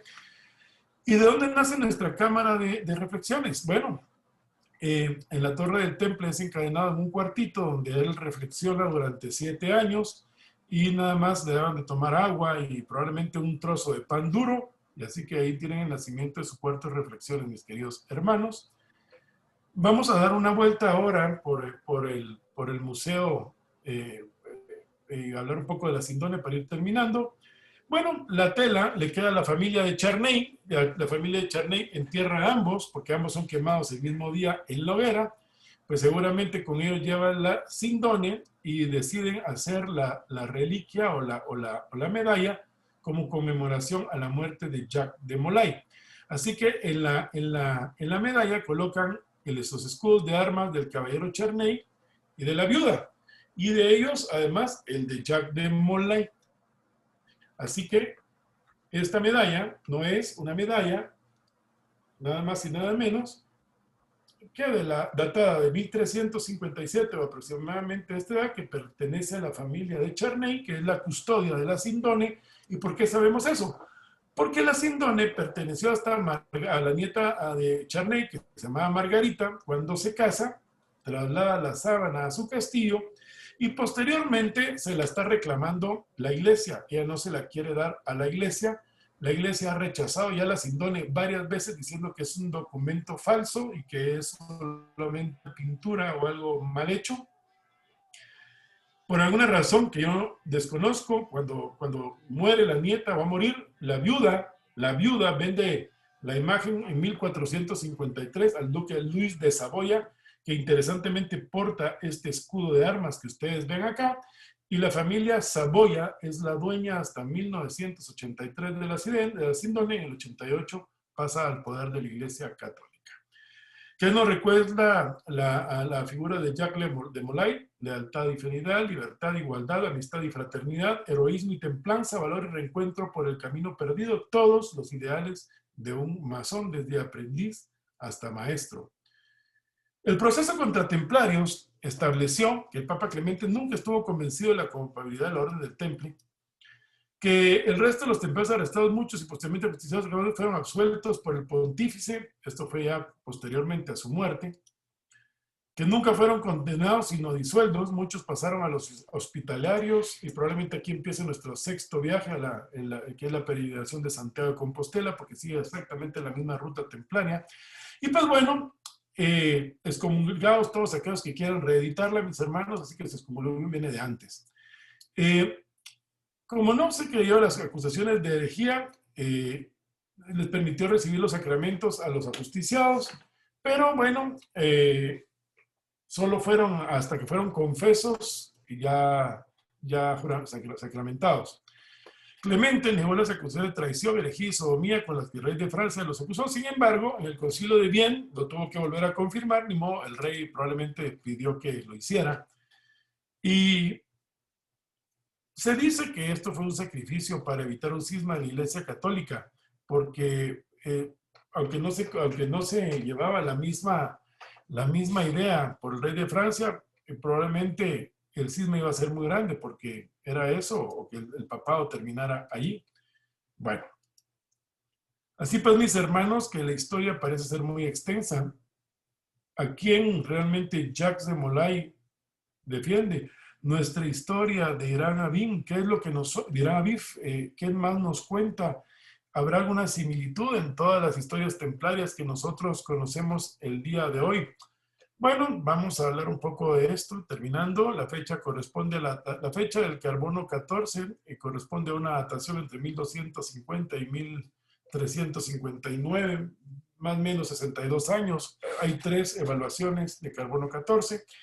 Hay muchas teorías, que si se tomó de la esquina, que si no se tomó hondera, que si la habían pegado, que la cosieron perfecta y no se notaba cuando se quemó. Bueno, lo que sea, probablemente no lo vamos a discutir. Esta es solo una de las teorías que hemos manejado en los últimos años, ¿verdad?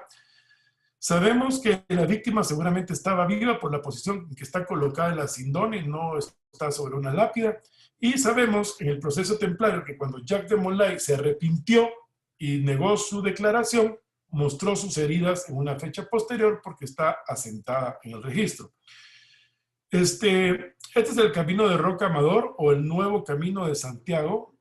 Aquí hay algunas cosas importantes, los 3 columnas, la flor de lis. La historia de Verónica y de Zaqueo, se recordarán de Zaqueo como aquel persona bajito que vio a Cristo desde un árbol porque era chaparrito, pues él fue el que se casó con la Verónica. Sí, la Verónica, la portador de una sindone más, Mandilión, Urónica, Cataluña, como le quieran vivir, el Evangelio de Nicodemo, probablemente tengamos que leerlo mucho más despacio para entender algunas de las cosas que suceden y entender nuestro 7º viaje en la historia de la Virgen Negra. Probablemente nos va a enseñar mucho de la misma templaria, ya que en Roca Amador, en Santiago, en España, se celebra el 24 de junio, el día de San Juan Bautista, donde hay una Virgen Negra y hay otra sindone más, como decía, hay muchas. ¿En qué lugares del mundo existen sindones? Pues yo les podría decir que existen muchas sindones porque esta es una historia que probablemente se fue contando de generación en generación en el gótico tardío y en el gótico, en Oviedo, Alicante, Andalucía, Compín y Edesa podemos encontrar sindones. Esta es mi última diapositiva. Esto es la decapitación del delfín. El día de la decapitación, posteriormente, un individuo se sube a la tarima donde Luis es decapitado, grita ¡Viva la República! Y grita además Jacques de Molay ha sido vengado, y con esto inicia la Revolución Francesa, la época del terror y probablemente nuestro 8º viaje. Muchas gracias, Venerable. Muchas gracias a vos, Fernando. Un trazado realmente bastante extenso, muy bien documentado. Vamos a dejar en uso de la palabra a los hermanos que quieran hacer alguna pregunta o hacer algún comentario respecto a esto. Hace un momentito me llegó un comentario de nuestro querido hermano Ricardo Estrada. Ricardo Estrada, para los que no lo conocen, es médico. Aparte de ser médico, tiene una especialización en medicina ayurvédica que sacó en la India. Y él tiene alguna duda que quiere manifestar sobre las sustancias que están presentes en el famoso hisopo con el que le dieron de beber algo a Jesús durante la crucifixión. Ricardo, tenés la palabra.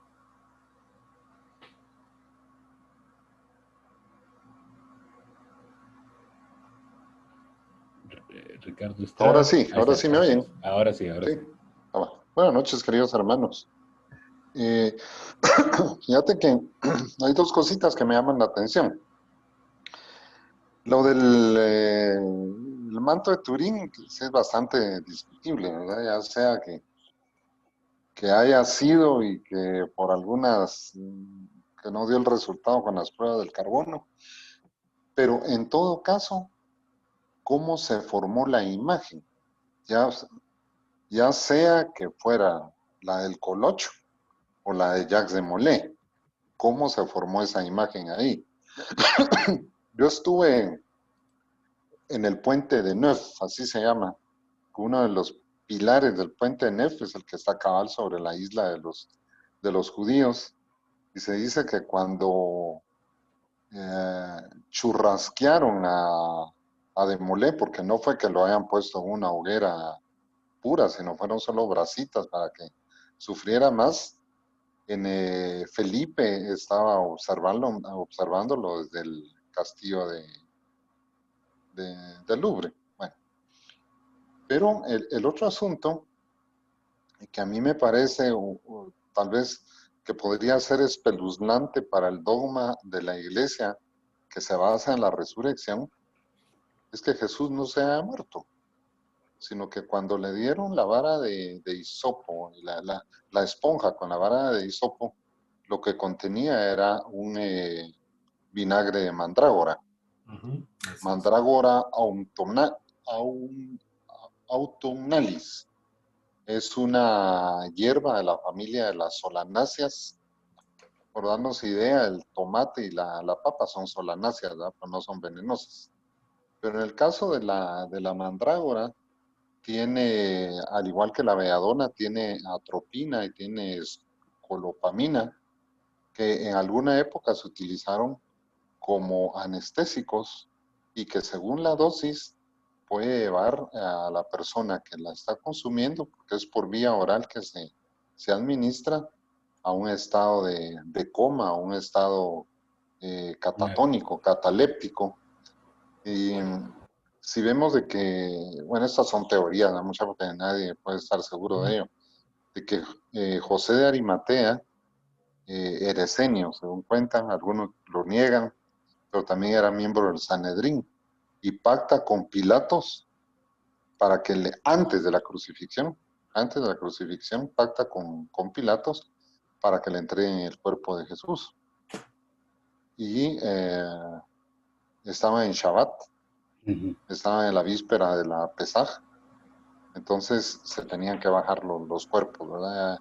Ya lo mencionó Fernando ahí. Pero perdón, de hecho no se bajaban los cuerpos, se quedaban ahí. No, se dejaban ahí. No, o sea, el soborno debe haber sido importante, claro. A Jesús lo bajan porque ya había habido un pacto. Claro. ¿Verdad?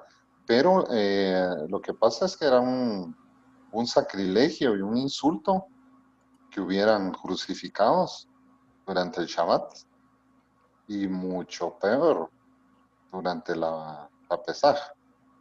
Entonces, yo pienso que a Jesús lo bajan vivo. Hay un libro que se llama Jesús vivió y murió en Cachemira. Incluso señalan de que está enterrado en Cachemira. Es en el norte de la India. Y está enterrado en una tumba junto con un gurú ahí, un guía espiritual de la India. Cuando se le aparece a los apóstoles, se aparece vivo o en espíritu. El espíritu no puede tener heridas. Tiene que ser un ser vivo. Aunque algunos aducen que era el Dídimo al que crucifican y no a él, también es discutible. El asunto es que hay un personaje vivo y muy probablemente termina de dar sus enseñanzas a una edad bastante avanzada. Comentario ahí de que... Ok, muchas gracias, Ricardo. Sigifredo Ochoa tiene la palabra en este momento, después Wilma. Muchísimas gracias. Buenas noches, queridos hermanos. Querido hermano Fernando, muchísimas gracias por tu presentación. Siempre muy, muy interesantes. Solo una pequeña duda.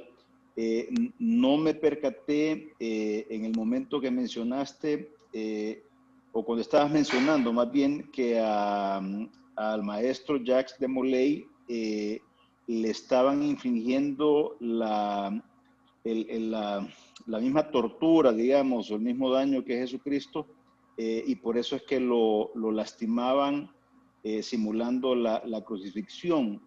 Es decir, esa parte, ¿de dónde la sacas, mi querido hermano? ¿Hay alguna evidencia histórica o algo por el estilo? Hay evidencia histórica, incluso oculta por la Gran Logia de Inglaterra. Yo posteriormente les voy a enviar los libros. Hay dos, como les conté al principio, hay dos hermanos masones, Christopher Knight y Robert Lamas, que se dedicaron 7 años a escribir 2 libros, La clave secreta de Irán, que probablemente muchos de ustedes la han leído, y el segundo se llama El segundo Mesías. Ahí vienen todas las referencias bibliográficas de la investigación para que puedan tener acceso a ellas. Tengo una actividad Zoom de la logia, te llamo al rato. Muchas gracias. Gracias, querido hermano. Okay. Pero para ampliar un poquito esto, sí, en este segundo libro ellos, por supuesto, esto es una teoría que ellos Claro. elaboran, pero que, si bien es cierto que al principio parece así como muy descabellada, cuando ya te pones a analizarla, ya no lo es tanto, ¿verdad? La teoría que ellos dicen es que precisamente durante el proceso de tortura de Jacques de Molay, ellos deciden que lo van a hacer pasar por la pasión de Cristo como castigo al hecho de que posiblemente una de las acusaciones que se les imputaron fue haber negado la divinidad de Cristo. O sea, de todas las acusaciones que se les hicieron, hay algunas que definitivamente son falsas, que se sabe que definitivamente no podían ser. Pero hay otras que probablemente no sean tan falsas, ¿verdad? Entonces, esta de la negación de la divinidad de Cristo es una de las que posiblemente no era tan falsa. Entonces, lo hacen pasar por la pasión de Cristo, pero que precisamente, como decía Fernando, dentro de la capilla del templo no había nada de donde pudieran colgar. Y entonces el único lugar era una puerta de madera que sí está documentado en el inventario de cuando allanaron la capilla del templo, que era el único lugar donde pudieron haberlo crucificado. Entonces, la crucifixión tuvo, siendo una puerta y no una cruz, haberse hecho con los brazos en esa posición L, lo cual le explicaría pues bastante bien el recorrido de las manchas de sangre que se ven en la síndrome, explicaría la antigüedad de la síndrome ratificada por el carbono 14, sin, por supuesto sin meternos a toda la cuestión ontológica de la que hablaba Wilmo. Y explicaría como otro montón, bueno, la complexión, ¿verdad? O sea, es bien raro encontrar una persona semítica que pase de 1,70 y este cadáver medía 1,80. La sangre es AB positivo y esa es una sangre extremadamente rara en Medio Oriente. Entonces hay como muchas cosas que pueden tener sentido. Wilmo estaba pidiendo la palabra. Sí, me encantó, Fernando. Has hecho un trabajo increíble. Volviendo a los documentos bíblicos, quizá los más certeros para percibir cómo las primeras comunidades cristianas sintieron la muerte de Jesús son las cartas de San Pablo. O sea, las cartas de San Pablo fueron escritas entre el año 20 y 25 después de la muerte de Jesús. Los evangelios no fueron escritos hasta el año 70 o 90 después de la muerte de Jesús. O sea que nos estamos encontrando con documentos que quizás sean más veraces, no en el hecho histórico, pero sí en la experiencia de fe del pueblo. Y algo que tenía claro Pablo es que si Jesús no murió en vano, es nuestra fe. Si Jesús no murió en vano, fue nuestra fe. Entonces, de las cartas de San Pablo a los evangelios, hubo mucho tramo. Antes existían los evangelios como una tradición oral. Ser cristiano era mantener el querigma. Me encantan a mí los evangelios apócrifos, como le encantan a Fernando. Pero ¿por qué fueron apócrifos? Porque, y los otros son canónicos, porque en un momento dado la iglesia dijo, estos evangelios no nos motivan a creer que Jesús murió y resucitó como elemento central de la predicación. Y es por eso que quedaron esos 4. En el año 70 se encontraron los documentos de Qumran, algo que ha ayudado mucho a la hermenéutica bíblica. Y se pensó por mucho tiempo que el evangelio más viejo era Mateo. Con los documentos de Qumran descubrimos que fue Marco. Marco es la raíz de los otros, es el evangelio centro del cual nacieron los otros evangelios. Juan es otra historia. Una de las cosas que ha ocurrido con la experiencia del resucitado y del crucificado, la vemos reflejada en el arte. Y lo que hizo la iglesia cuando se hizo ya la iglesia oficial del Imperio Romano, fue embellecer la muerte de Jesús. Embellecerla, no ponerla tan humana, tan torturada. Y lo vemos la imagen de Jesús a través de Velázquez o del Greco, o cualquier imagen de Jesús crucificado en cualquier iglesia, tiene una heridita en las manos, un poquito de sangre, otro en el costado y otro poquito por la corona de espinas. Yo creo que una de las cosas que hizo Mel Gibson en su película fue dibujar realmente el cuerpo de un hombre que fue torturado por alrededor de 24 horas. 24 horas de tortura y deshidratado. La parte fisiológica que ha presentado Fernando me ha encantado, pero a nivel teológico, una de las grandes disputas que tenía la primera comunidad cristiana era, ¿Jesús era más Dios o más hombre? Si era más hombre, entonces no era Dios. Habían unos grupos primeros cristianos que decían que Jesús era un Nephilim. Un Nephilim es el hijo de un ángel y un ser humano. Un ser humano. Y es por eso que se decía que Jesús tenía una altura más grande al resto de los demás, porque los Nephilim, según el Génesis, eran gigantes. Una de las cosas que creó mucha división dentro de las primeras comunidades cristianas y luego en la Edad Media era negar la humanidad de Jesús. Si Jesús no fue humano, si no sufrió, si no sangró, si no vivió en carne viva esa torturación, pues no hay ningún sentido a la redención. Jesús tuvo que morir para resucitar y es quizá la diferencia entre ser inmortales y ser eternos. Nosotros no somos inmortales, somos eternos. O sea, inmortales significa que no es que no podemos morir. Y Jesús es eterno. Y hay una gran diferencia en la que entra la función de Dios Padre. Pero a lo largo de toda la historia de la iglesia, se ha embellecido la muerte de Jesús para quitarle fuerza a su humanidad y apuntar más a su divinidad. Es algo que todavía prevalece lamentablemente en el arte. Yo estoy convencido de que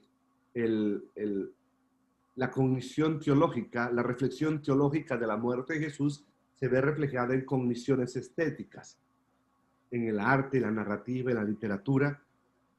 Y al igual que el lugar de María Magdalena. María Magdalena era la apóstol de los apóstoles y la mujer fue quitada del lugar que ocupaba en el tiempo de Jesús.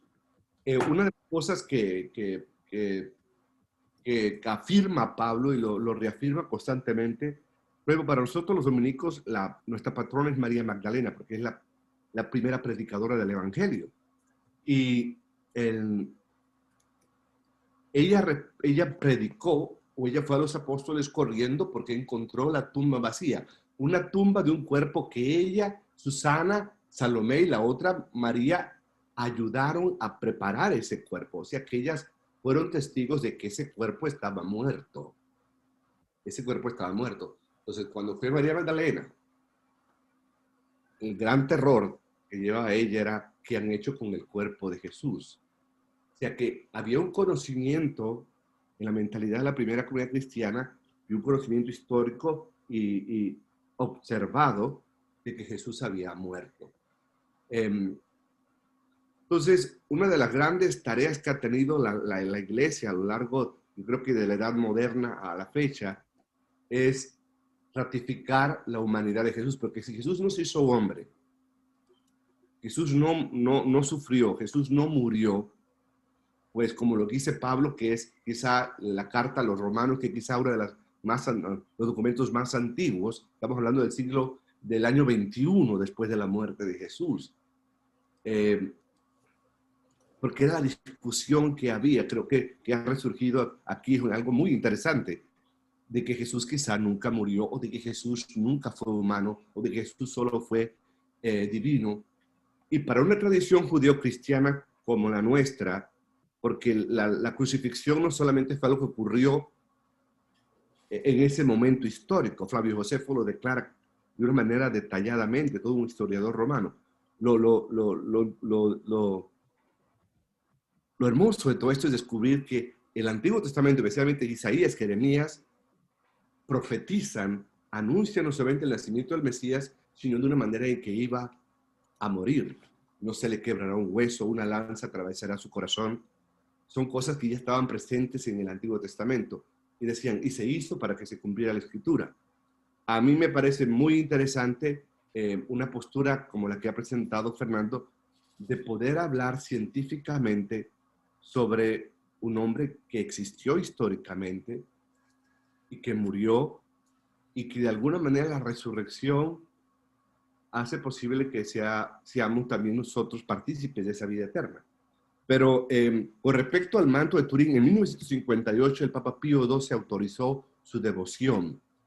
Y lo que llamaba la atención mucho, y para mí, es el efecto tridimensional, algo que podemos ver en una fotografía actual, y quizá no podríamos, ¿cómo podría la mente humana de alguna manera transmitir la imagen en un manto de una manera en que de alguna forma se puede realizar hoy, pero no se podía realizar en aquel tiempo? Quizás el manto tuvo que estar elevado por un tiempo sobre ese cuerpo, y quizá aquí la forma en que decía Fernando, en que estaba expuesto el cuerpo, puede explicar todo eso. Pero sí, solamente quería apuntar eso, que hemos embellecido porque nos horroriza. Yo estaba buscando una imagen de Jesús, no sé si fue, no, qué museo de España, que cuando uno ve esa imagen del Jesús crucificado, y no recuerdo quién la pintó, y estuve buscándola, los carmelitas hablan mucho de esto, uno como que se le quita la fe al ver cómo realmente queda el cuerpo de alguien que fue torturado por 24 horas. Se le golpeó indefinidamente la cabeza.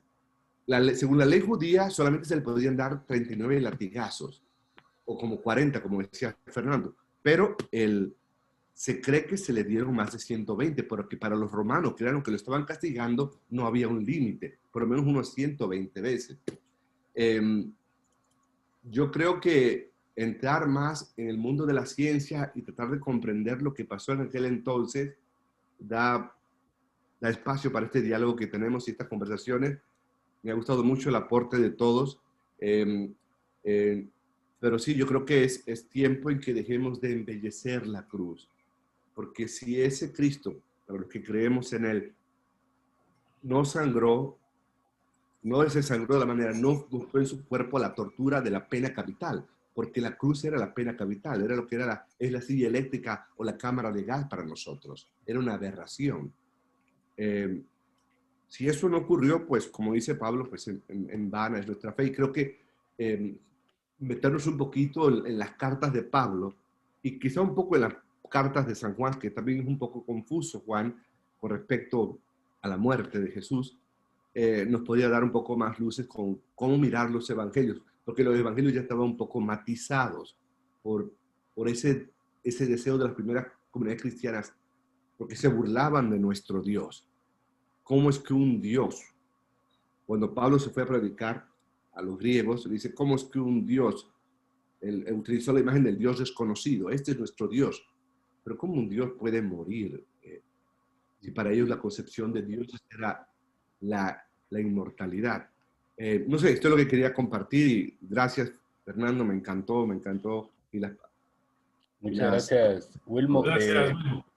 Para los que se estén preguntando por qué razón el querido hermano Wilmo sabe tanto de teología, es porque nuestro querido hermano es sacerdote católico, pertenece a la Orden de Predicadores.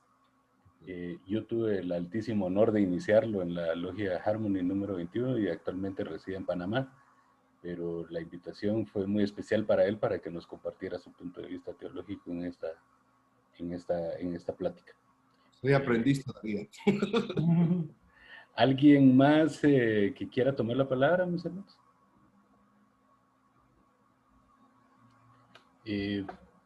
Pues bueno, definitivamente este tema es un tema muy, muy interesante que da para otro montón de investigaciones más. Absolutamente interesante, por decirlo menos. Es algo que toda la vida ha fascinado y que ha ha creado así como una enorme cantidad de interrogantes, misterios y un montón de cuestiones de discusión alrededor. Se han escrito verdaderos ríos de tinta sobre la crucifixión de Jesús, sobre todo lo que pasó. Algunas personas pues dicen que no existe o que no existió básicamente un personaje histórico como Jesús. O sea, sí existió, o sea, definitivamente sí existió. No lo estoy diciendo desde un punto de vista dogmático ni religioso, sino que lo que decía Wilmo, hay muchas evidencias de su existencia. Aparte de las fuentes bíblicas, hay fuentes históricas. Flavio Josefo es una. Hay otro montón de fuentes rabínicas que lo mencionan, ¿verdad? Los escritos del Sanedrín mencionan, no en muy buenos términos, pero lo mencionan, y eso es lo que en todo caso estamos discutiendo. Así que definitivamente es un personaje muy, muy interesante, tan interesante que la masonería le dedica un grado, el 18, al estudio de lo que sucedió al torno de este personaje. Siendo la masonería una institución adogmática, le dedica un grado a Jesús, un grado muy bonito, por cierto. Entonces, definitivamente hay así como mucho que hablar. Sobre las cartas de Pablo, me gustaría de repente que pudiéramos profundizar en algún momento. Pero en fin, los agradecimientos más especiales esta noche son para Fernando, porque definitivamente este trazado te tuvo que haber tomado mucho tiempo, mucho esfuerzo de investigación, o sea, yo te he oído hablar ahorita de muchos libros que he leído a lo largo de años y que definitivamente tuviste que haber leído también para poder recopilarlo y sintetizarlo todo en este trazado tan maravilloso. Y de verdad pensé que iba a haber como un poquito más de participación de parte de los hermanos, pero ahí está Dwight. Dwight quiere decir algo, entonces te dejo la palabra. Venerable maestro, buenas noches. Te pusiste otra vez en silencio, Dwight. Desbloquea tu micrófono. Ahora sí. Ahora sí. Venerable maestro, buenas noches. Venerable maestro Fernando Wiss. Me han dejado, pero con la boca abierta, totalmente. Gracias, me voy con un salario, pero enorme. Pero ojalá pueda participar en el resto de trazados que tengan de esta magnitud. No cabe duda el conocimiento que tenés, mi querido hermano Fernando. Y pues un extensivo saludos a todos los miembros de la Logia Harmony, porque me gusta, la verdad, que tengan esa amplitud. La verdad que muchas veces estos temas son algunos temas delicados, pero como masones tenemos que tener apertura de mente para poder seguir en nuestro crecimiento. Es cuanto, venerable maestro. Gracias. Muchísimas gracias, Dwight. Te agradezco mucho tu participación y sos bienvenido en esta logia las veces que querrás visitar. Gracias. Bueno, Herbert Miranda, por favor. Sí, muy buenas noches a todos los queridos hermanos. Muy buenas noches, venerable maestro Miguel Valdés también. Gracias por la invitación que nos has hecho llegar a la respetable logia América 31, a la cual pertenezco, y pues por invitación de nuestro querido venerable maestro Alan Higueros, pues me enteré de la reunión y aquí estoy presente, agradeciendo la misma y felicitando también al querido hermano Fernando, pues me ha dejado también impresionado ahí con tanta información tan valiosa, y quería pues saludarlos a todos y también manifestar que estoy interesado en los libros que pudieran circular por ahí para que me tomen en cuenta, y es todo por el momento. Muchas gracias y felicitaciones, Fernando, muy amable. A ti, mi querido hermano, gracias. Muchas gracias, Herbert. Muy amable, sí. Esos libros de Lomas y Knight son imprescindibles, creo yo, imprescindibles para cualquier hermano masón. Si no hay nadie más, por favor, mi querido hermano Herbert, dale un abrazo a venerable maestro Alan Higueros. Muchísimas gracias. por haber circulado la invitación. Entiendo de que tenía intenciones de estar acá con nosotros, pero hoy tuvieron la primera reunión presencial, así que no se pudo, pero saludámelo y por favor dale un triple abrazo de mi parte y de toda la logia Harmony 21. Le haré llegar tu mensaje, venerable maestro. Muchas gracias. Tonito Mosquera levantó la mano. No había ¿No? levantado la mano, pero sí me uno a las felicitaciones a nuestro querido hermano Fernando Bis, que con su erudición de siempre, pero que acompaña con la experiencia del investigador que llega al lugar, descubre las claves que nos sirven a nosotros para entender temas tan profundos y tan difíciles en los cuales avanzar. Yo solo quisiera mencionar un hecho que se pierde de vista, en el que ordena la tortura de Jacques de Molay, que es precisamente Guillermo de Nogaret. Este era un desgraciado. Sí, de veras, no es por eso.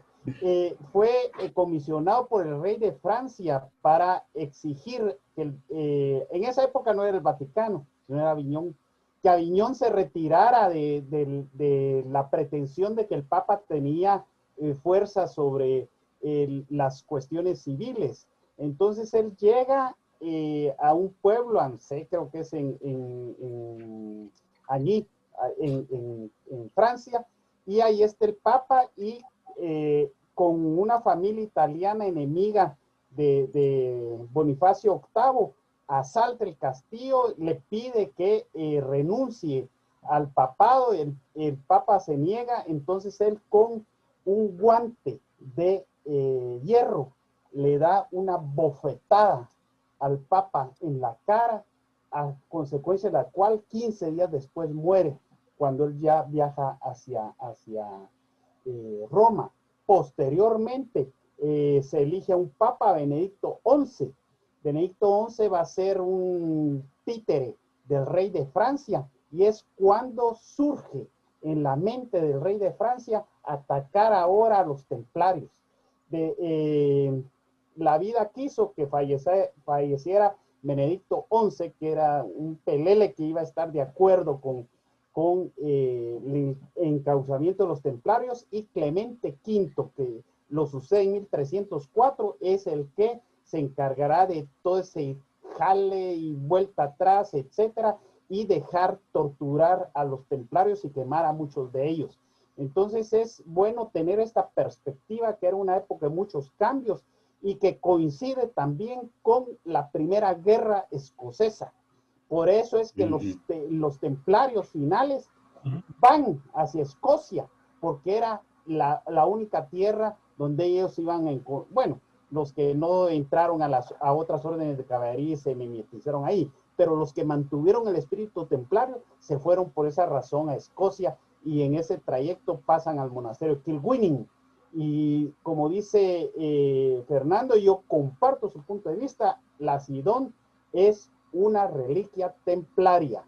Y ahí estaría yo muy de acuerdo con él, y lo felicito por esa profunda descripción de las torturas que quedaron marcadas en esta sábana santa. Bien, muchas gracias. Era todo cuanto quería. Yo te agradezco mucho, Miguel Ángel. Muchas gracias, Tonito, siempre. Venerable maestro, siempre a tus órdenes. Tu opinión nos es muy válida. Sí, en efecto, yo ahorita precisamente estoy terminando un libro sobre la síndone. Y sí, lo que vos decís, después de Jerusalén pasó al reino de Edesa, lo que actualmente es Turquía, donde estuvo escondida como 300 años. Finalmente fue adquirida por Balduino de Constantinopla. No se logró concretar una venta que se iba a hacer para el rey de Francia en ese momento, porque lo capturaron al rey de Francia durante una de las guerras que estaban librando, y entonces en ese momento la Orden del Temple lo compró por el costo de 8 sacos de oro, el equivalente al peso de un ser humano. Entonces a partir de ese momento la reliquia se va para Francia, y luego posteriormente pasa a la Casa de Saboya, sí, Casa Saboya, pero a través de otra familia. Y pues finalmente la Casa Saboya ya en el siglo XX la dona a la iglesia de Santa María de las Blanquernas, creo que se llama la de Turín, si no estoy mal. Pero bueno, una historia bien interesante. Muchísimas gracias entonces a todos. Gracias por haber asistido esta noche como anuncio para todos los que no pudieron estar aquí. Si ustedes les quieren pasar la voz, la sesión fue grabada y la vamos a subir al canal de YouTube de nuestra logia para que la puedan ver. Aquí no hay ningún material que haya personas que no puedan ver. Esto es básicamente información médica. Conclusión, infarto agudo del miocardio como consecuencia de una insuficiencia cardíaca aguda. Disnea, neumotórax. Neumotórax que probablemente fue aliviado por Longino sin saber, dándole tal vez algunos segundos más de vida. Y pues una muerte que quedó en la impunidad porque no hubo ningún responsable que fuera castigado por esta muerte. Algo que desafortunadamente en nuestros países latinoamericanos sigue sucediendo. Hay muertes impunes todos los días y la cruz debería ser un recordatorio de eso que no debe suceder. Entonces, muchas gracias a todos por su participación esta noche. Un gusto verlos y que estén bien, mis hermanos. Cuídense, la pandemia todavía sigue. Hay buenas noticias de parte de Pfizer, pero todavía no. Todavía tenemos que cuidarnos. Así que feliz noche a todos nuestros hermanos. Buenas noches. Un abrazo. Buenas noches. Un abrazo. Qué gusto verlos. Saludos. Saludos. Fernando. Saludos. Muy feliz noche.